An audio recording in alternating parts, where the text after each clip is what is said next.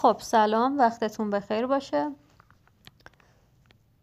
اول ما وارد قسمت بازار میشیم. وقتی وارد قسمت بازار میشیم یه همچین صفحه‌ای برای ما باز میشه که پورتفو، نمودار و معامله، صفحه معامله هست.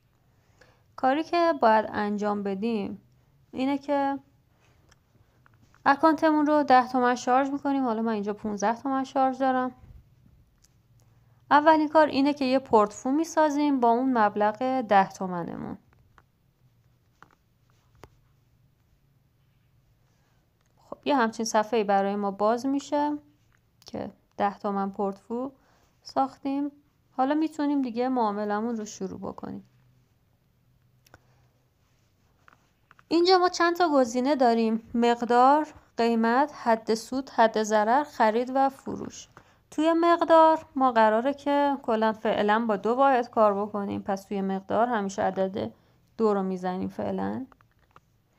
قیمت همون قیمتیه که ما بهتون میگیم روی اون قیمت بخرید یا بفروشید. الان اینجا مثلا من به شما میگم روی 44802 شما خرید انجام بدید.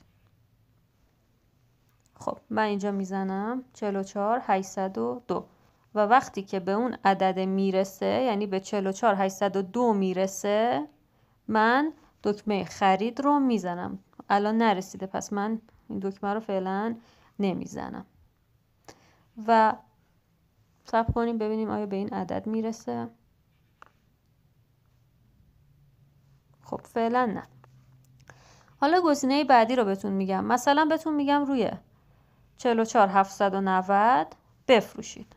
اینجا این 2 ثابته، این میشه 790 که میگم مثلا اینجا بفروشین. الان مثلا من یه معامله واسهتون روی 790 باز میکنم، معامله فروش. معامله فروش یعنی ما از ریزش بازار، از این کندل های قرمزمون قراره که سود بگیریم.